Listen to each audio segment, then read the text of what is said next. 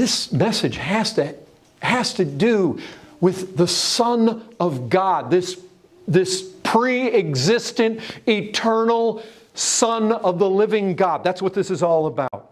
It's not about God suggesting quick fixes for marriage. You know, a lot of religion. Come over to our church and we've got some module that is going on right now about how to fix this and fix that and get your finances right. Listen, the heart and I'm not saying that if you get saved, those things don't get set right. But if we've got a gospel, if we've got good news, it's not that I got the way to make your financial problems go away, which is what a lot of people want to say today. Folks, we've got a message that concerns Jesus Christ and how a man can deal with their sins and how a man can escape the wrath of God and get to glory because of who Christ is and what He did. That's good news. And if our message is not clear, if it's foggy, if it's not dealing with that, then we're not preaching this very gospel message that Paul preached. So, folks, we live in a world where people believe that they believe all sorts of things. And we need to be clear. And notice, we need to be clear. Romans 1:15, you drop down a little bit. Next thing Paul says here, I'm eager to preach the gospel to you also who are in Rome. The gospel's got to be preached. That's another thing he says here. Nobody believes in a Christ that they have not heard in. And I just ask you this, who's going to tell them? I mean, think with me. The only message that truly offers men and women hope, it doesn't matter what you are, Greek, barbarian, wise, you're foolish, you're Jew, you're Gentile, you're British, you're Chinese. You know what? There is simply no other hope. Do you recognize eternal hell, eternal fire, eternal torment?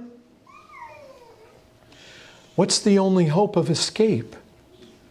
Faith in Christ. We've got that message. There's no other hope.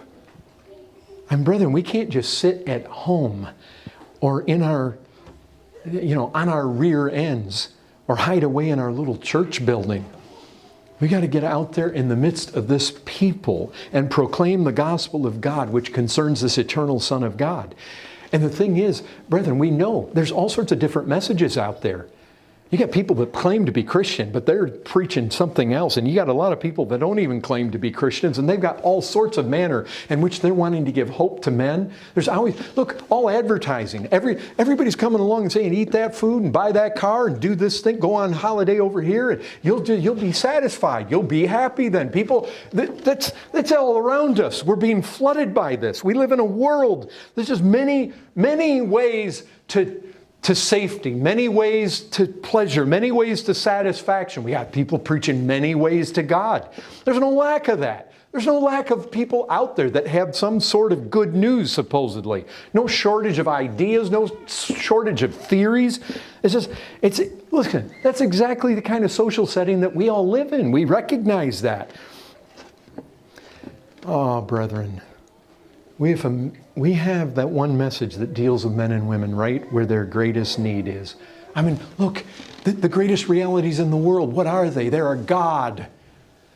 They are death, life, Christ, the cross, hell, eternity, judgment day, faith, sin. I mean, these things have to do with every one of us. And there aren't a lot of ways to deal with sins. There aren't numerous ways to God. I mean, Jesus is not one among many gods. There's salvation in no one else. Isn't that what Scripture tells us? There's no other name given under heaven among men whereby we must be saved. There is one way, and there's only one way. And we got to proclaim it. We've got to preach it. And look, it's the only way that people are going to come to a place of salvation. Brethren, there ought not to be silence from our lips.